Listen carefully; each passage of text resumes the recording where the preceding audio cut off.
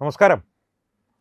Students Islamic organisation നമ്മുടെ ജമാഅത്തെ ഇസ്ലാമിയുടെ വിദ്യാർത്ഥി സംഘടനയാണ്. ജമാഅത്തെ ഇസ്ലാമി എന്ന് പറയുമ്പോൾ പ്രേക്ഷകർക്ക് ഇപ്പോൾ ഓർമ്മ വരുന്നത് നമ്മുടെ മുഖ്യമന്ത്രി വി സതീശൻ ക്ലീൻ ചിറ്റ് കൊടുത്ത, അവർ ഇപ്പോൾ മതേതരവാദികളാണ്, മതരാഷ്ട്രവാദമെല്ലാം അവർ ഉപേക്ഷിച്ചു എന്ന സർട്ടിഫിക്കറ്റ് നൽകിയ മതവാദ സംഘടനയാണ്. കാരണം ഈ മതവാദ സംഘടന എന്നവരെ എടുത്തു പറയുവാനുള്ള കാരണം വി സതീശൻ ഈ സർട്ടിഫിക്കറ്റ് നൽകിയതിൻ്റെ അദ്ദേഹം അങ്ങനെ ആ സർട്ടിഫിക്കറ്റ് നൽകി നാവ് വായിലേക്ക് ഇടുന്നതിന് മുമ്പ് തന്നെ അതിൻ്റെ അമീർ പ്രസ്താവിച്ചു, അങ്ങനെയുള്ള മതരാഷ്ട്രവാദമൊന്നും ഞങ്ങൾ ഉപേക്ഷിച്ചിട്ടില്ല, അതുതന്നെയാണ് ഞങ്ങളുടെ ആത്യന്തികമായ ലക്ഷ്യം, അതുതന്നെയാണ് ഞങ്ങളുടെ അടിസ്ഥാന ആശയമെന്ന് പരസ്യമായി തന്നെ അവർ പ്രഖ്യാപിക്കുകയും ചെയ്തു. അങ്ങനെ വി സതീശൻ പൂക്കിയിൽ നിന്ന് പ്ലിങ്ങിയായ ഒരു സംഭവങ്ങളിൽ ഒന്നാണ്, പല സംഭവങ്ങളിലൊന്നാണത്.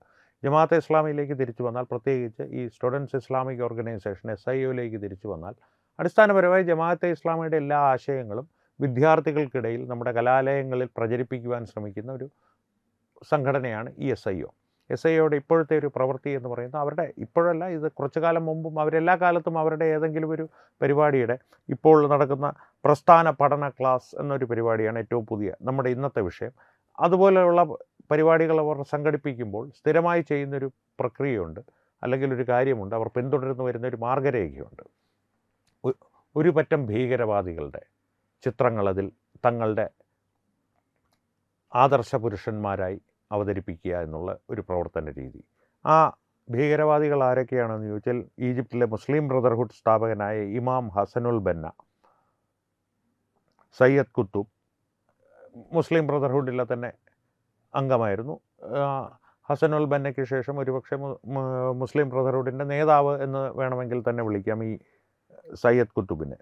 ഹമാസിൻ്റെ സ്ഥാപകൻ അഹമ്മദ് യാസി. ഈ 3 ഭീകരവാദികളാണ് SIOയുടെ പോസ്റ്ററുകളിൽ, ഈ പരിപാടികളുടെ പോസ്റ്ററുകളിൽ പ്രാമുഖ്യത്തോടുകൂടി അവരുടെ ആദർശ പുരുഷന്മാരായി ഇടം പിടിക്കുന്നത്. ഈ ഹസനുൽ ബന്ന, ഇമാം ഹസനുൽ ബന്ന എന്നുള്ള മുസ്ലിം ബ്രദർഹുഡിൻ്റെ സ്ഥാപകൻ ഈജിപ്തിനെതിരെ, ഈജിപ്തിലെ ഇസ്ലാമിക ഭരണകൂടത്തെ അട്ടിമറിക്കുവാൻ ശ്രമിച്ചതിൻ്റെ പേരിൽ അവിടുത്തെ രഹസ്യ പോലീസ് വെടിവെച്ച് കൊന്ന ഒരു ഭീകരവാദിയാണ്, ഹോറിഫൈഡ് ആക്കിയ ഒരു ഭീകരവാദിയാണ്. ഇദ്ദേഹത്തിൻ്റെ ആശയങ്ങൾ വളരെ രസകരമായിട്ട് പലർക്കും അന്ന് തോന്നിയിരുന്ന, എന്നാൽ ഇന്ന് അപകടകരമാണെന്ന് മനസ്സിലാക്കുന്ന തരത്തിലുള്ള ആശയങ്ങളായിരുന്നു. ആശയങ്ങൾ ചിലത് പറഞ്ഞാൽ, ഇസ്ലാം ഒരു സമഗ്രമായ ജീവിത രീതിയാണ്. ഇപ്പോൾ ജമാഅത്തെ ഇസ്ലാമി പറയുന്ന അതേ കാര്യം തന്നെ. ജീവിതത്തിൻ്റെ എല്ലാ മേഖലകളിലും ഇസ്ലാമിക രീതിയിൽ വേണം ജീവിക്കുവാൻ. അതുമാത്രം പോരാ, അടിസ്ഥാനപരമായിട്ട് ഒരു ഇസ്ലാം മതവിശ്വാസി ജീവിക്കേണ്ടത് ഒന്നുകിൽ ഒരു ഖലീഫയുടെ ഭരണത്തിന് കീഴിൽ, അല്ലെങ്കിൽ ഒരു ഇസ്ലാമിക ഗവർണറുടെ ഭരണത്തിൻ്റെ കീഴിൽ, അല്ലെങ്കിൽ ഒരു ഇസ്ലാമിക ഭരണാധികാരിയുടെ ഭരണത്തിൻ്റെ കീഴിൽ. അധിനിവേശത്തിലൂടെ ഏതെങ്കിലും ഒരു പ്രദേശം പിടിച്ചടക്കിയാൽ പണ്ട് ഈ ഖലീഫമാരും അല്ലെങ്കിൽ അത്തരത്തിലുള്ള ജിഹാദികളുടെ തലവന്മാരും ചെയ്തിരുന്നത്, ആ പ്രദേശങ്ങളിൽ അവരുടെ പ്രതിനിധിയായ ഒരു ഗവർണറെ നിയമിക്കും. അത്തരത്തിലുള്ള ഗവർണർമാരുടെ കീഴിലാണെങ്കിലും കുഴപ്പമില്ല, ജീവിച്ചോളൂ ഇസ്ലാമിക രീതി പ്രകാരം. ഇത്തരത്തിലുള്ള ആശയങ്ങൾ ലോകത്തിൻ്റെ മുൻപിൽ എഴുതി അവതരിപ്പിച്ച്, രേഖകളായി അവതരിപ്പിച്ച വ്യക്തിയായിരുന്നു ഈ ഈജിപ്തിലെ രഹസ്യ പോലീസ് ഹോറിഫൈഡ് ആക്കിയ ഹസനുൽ ബന്ന. ഹസനുൽ ബന്ന ഇത്തരത്തിലുള്ള ആശയങ്ങളുടെ ഒരു രത്ന ചുരുക്കമാണ് അവതരിപ്പിച്ചതെങ്കിൽ അതിനെ എക്സ്ട്രാപ്പുലേറ്റ് ചെയ്യുക എന്ന് പറയുമല്ലോ, വികസിപ്പിച്ച് ഒരു മാനിഫെസ്റ്റോ തന്നെയാക്കി പുറത്തിറക്കിയ വ്യക്തിയാണ് സയ്യദ് കുത്തബ്. സയ്യദ് കുത്തബിൻ്റെ ഒരു രീതി എന്ന് പറയുന്നത് ഇത്തരത്തിലുള്ളൊരു രാഷ്ട്രീയ പ്രത്യയശാസ്ത്രമാണ്.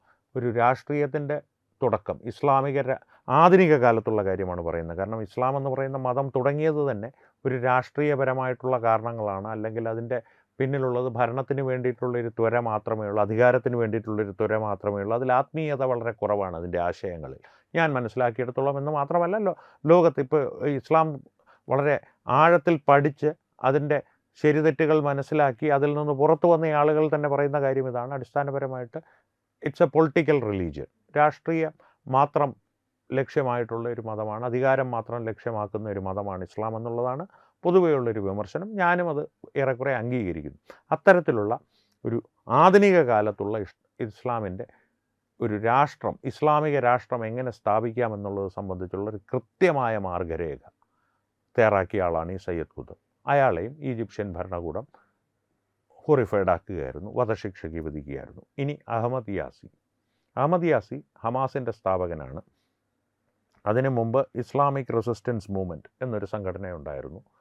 അദ്ദേഹത്തിൻ്റെ ഒരു ആശയമെന്ന് പറയുന്നത് അടിസ്ഥാനപരമായിട്ട് കാഫിറുകളുമായിട്ട് യാതൊരു തരത്തിലുള്ള മധ്യസ്ഥ ചർച്ചയും സാധ്യമല്ല. കാഫിറുകളുമായിട്ട് യാതൊരു സമരസവും സാധ്യമല്ല. മുഹമ്മദീയൻ രീതികളിലൂടെ യുദ്ധം ചെയ്ത് ഇസ്ലാമിക രാഷ്ട്രം ലോകമെമ്പാടും സ്ഥാപിക്കുക എന്നുള്ളതാണ്. ഈ വ്യക്തിയെ 2004 ഇസ്രായേൽ ഒരു ബോംബാക്രമണത്തിലൂടെ ഇസ്രായേലിൻ്റെ ഒരു ബോംബാക്രമണത്തിൽ കുറിഫൈഡ് ആവുകയായിരുന്നു ഈ വ്യക്തി. ഇതിൽ തന്നെ ഹസനുൽ ബന്ന ആദർശ പുരുഷനാണ്.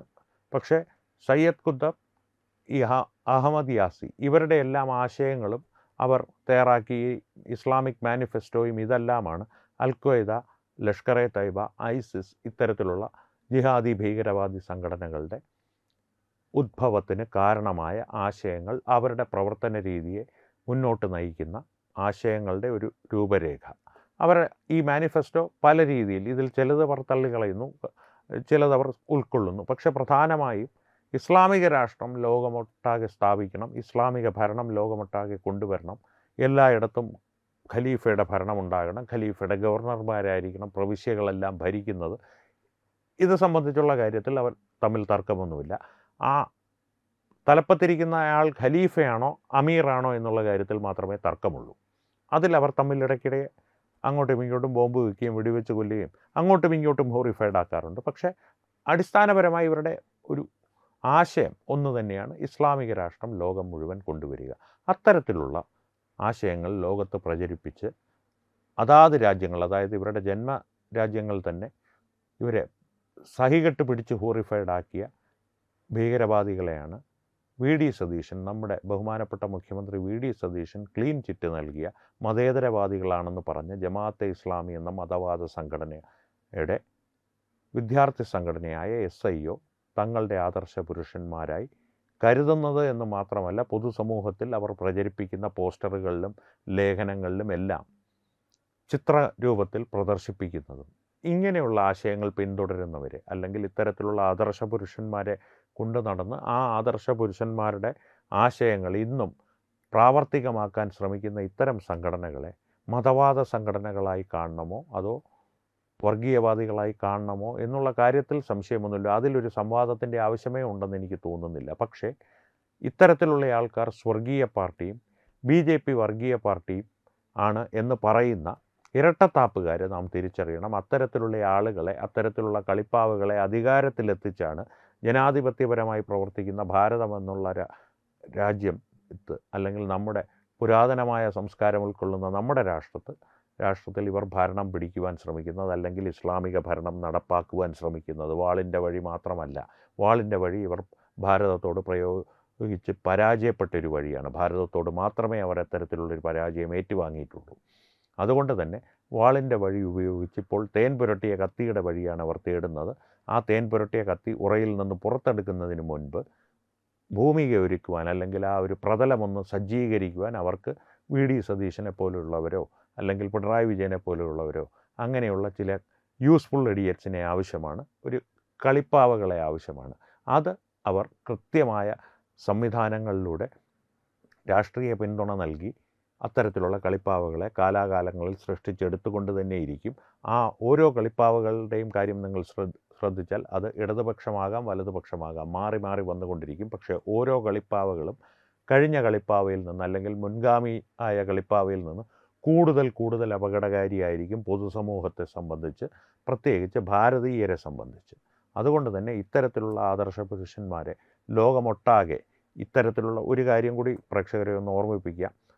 ഈ ഹസനുൽ ബന്നയുടെ ആകട്ടെ, സയ്യദ് ഖുത്തബിൻ്റെ ആകട്ടെ, അഹമ്മദ് യാസിയുടെ ആകട്ടെ, ഏതെങ്കിലും ഒരു ലേഖനത്തിനോ അല്ലെങ്കിൽ അവരുടെ എന്തെങ്കിലും ഇത്തരത്തിലുള്ള ഇസ്ലാമിക് മാനിഫെസ്റ്റോയ്ക്കോ എല്ലാം ഏതാണ്ട് എല്ലാ ഇസ്ലാമിക രാജ്യങ്ങളിലും തന്നെ വിലക്കുണ്ട്. ഒരുപക്ഷെ ഹമാസ് ഭരിക്കുന്ന അല്ലെങ്കിൽ ഹമാസിന് സ്വാധീനമുള്ള മേഖലകളിലും, ഹിസ്ബുള്ളയ്ക്ക് സ്വാധീനമുള്ള മേഖലകളിലും, ഹൂത്തികൾക്ക് സ്വാധീനമുള്ള മേഖലകളിലും, ഇറാനിലും ഇവ സ്വതന്ത്രമായി പ്രചരിപ്പിക്കുവാനുള്ള അവകാശം ആളുകൾക്കുണ്ടായിരിക്കാം. പക്ഷേ മനസമാധാനമായി കഴിയണമെന്ന് ആഗ്രഹിക്കുന്ന സകല ഇസ്ലാമിക രാജ്യങ്ങളും ഇവരുടെ എല്ലാ ലേഖനങ്ങളും, എല്ലാ കൃതികളും, വീഡിയോകളും, ശബ്ദ സന്ദേശങ്ങളും എല്ലാം പൂർണ്ണമായി തന്നെ നിരോധിച്ചിട്ടുണ്ട്. അത് പ്രചരിപ്പിക്കുന്നത് വധശിക്ഷ വരെ ലഭിക്കാവുന്ന കുറ്റമായി തന്നെയാണ് ഇത്തരം ഇസ്ലാമിക രാജ്യങ്ങൾ കണക്കാക്കുന്നത്.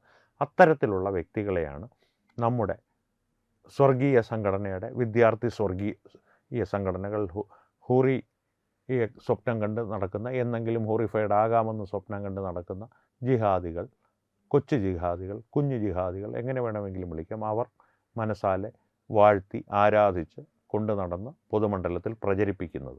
ഇത്തരത്തിലുള്ള വ്യക്തികളെ എങ്ങനെ കൈകാര്യം ചെയ്യണമെന്നുള്ളത് ജനാധിപത്യപരമായിട്ട് വളരെ കൃത്യമായി തന്നെ നമ്മുടെ മുൻപിൽ ഉള്ള ഒരു വ്യവസ്ഥയാണ്. ആ വ്യവസ്ഥ നാം കൈക്കൊള്ളുമോ ഇല്ലയോ, സ്വീകരിക്കുമോ ഇല്ലയോ, ഇവരുടെ കളിപ്പാവകളെ നാം വീണ്ടും വീണ്ടും അധികാരത്തിൽ എത്തിച്ചുകൊണ്ടിരിക്കുമോ എന്ന് തീരുമാനിക്കേണ്ടത് ഞാനും നിങ്ങളുമാണ്. അതുകൊണ്ട് തന്നെ ഈ വിഷയത്തിലുള്ള നിങ്ങളുടെ അഭിപ്രായങ്ങൾ തീർച്ചയായും ഞങ്ങളുമായി പങ്കുവയ്ക്കുക. കാരണം ഈ വിഷയത്തിൽ ഈ കളിപ്പാവകൾ വന്നാലും കുഴപ്പമില്ല എന്നുള്ളതാണ് നിങ്ങളുടെ അഭിപ്രായമെങ്കിൽ അത് തുറന്നു പറയുക. കാരണം അത്തരത്തിലുള്ള വിഷയങ്ങൾ എന്തുകൊണ്ടാണ് നിങ്ങൾ അങ്ങനെ ചിന്തിക്കുന്നതെന്ന് അറിയുവാനുള്ള താല്പര്യം എനിക്കുണ്ട്, മറ്റു പലർക്കും കാണും. അല്ല, ഇനിയിപ്പോൾ ഈ കളിപ്പാവകളെ കൊണ്ടുവരുവാനേ പാടില്ല, അതിനുള്ള മാർഗ്ഗങ്ങൾ എന്താണ്, ജനാധിപത്യപരമായി എന്തൊക്കെ മാർഗ്ഗങ്ങൾ നമുക്ക് കൈക്കൊള്ളുവാൻ സാധിക്കും, ഇതിനെക്കുറിച്ചുള്ള സംവാദങ്ങൾ തുടരുവാനായി നിങ്ങളുടെ സഹകരണവും ആവശ്യമാണ്. അതുകൊണ്ട് തന്നെ നിങ്ങളുടെ അഭിപ്രായങ്ങൾ കമൻറ്റുകളിലൂടെ ഞങ്ങളുമായി പങ്കുവയ്ക്കുക. ഒപ്പം ഈ വീഡിയോ നിങ്ങളുടെ പ്രിയപ്പെട്ടവരുമായി പങ്കുവയ്ക്കുക. സംവാദങ്ങൾ തുടരാൻ അതും ആവശ്യമാണ്. ഏറ്റവും പ്രധാനപ്പെട്ട ഒരു വിഷയം, തത്വമയി കുടുംബത്തിൻ്റെ അംഗമാണ് നിങ്ങളെന്നുള്ളത് തീർച്ചയായും ഉറപ്പുവരുത്തുക. തത്വമയി കുടുംബത്തിൻ്റെ അംഗമാകാൻ തത്വമയി ന്യൂസ് തീർച്ചയായും നിങ്ങൾ സബ്സ്ക്രൈബ് ചെയ്തിട്ടുണ്ടെന്ന് ഉറപ്പുവരുത്തുക. അപ്പോൾ സംവാദങ്ങൾ തുടരട്ടെ. വീണ്ടും കാണാം. നന്ദി, നമസ്കാരം. HIV അണുബാധ സന്തോഷപൂർണമായ ഒരു ജീവിതത്തിന് തടസ്സമല്ല. HIV അണുബാധയ്ക്ക് ഫലപ്രദമായ ചികിത്സ ഇന്ന് ലഭ്യമാണ്. ഇതിന് യഥാസമയം അണുബാധ കണ്ടെത്തുന്നതും കാലേക്കൂട്ടി ചികിത്സ നടത്തേണ്ടതും അത്യാവശ്യമാണ്. സൗജന്യമായ ചികിത്സയും മാർഗനിർദ്ദേശങ്ങളും സർക്കാർ ആശുപത്രികളിലെ ART അഥവാ ഉഷസ് കേന്ദ്രങ്ങളിൽ ലഭ്യമാണ്. ആരോഗ്യ സംരക്ഷണം ഓരോരുത്തരുടെയും ഉത്തരവാദിത്തമാണ്.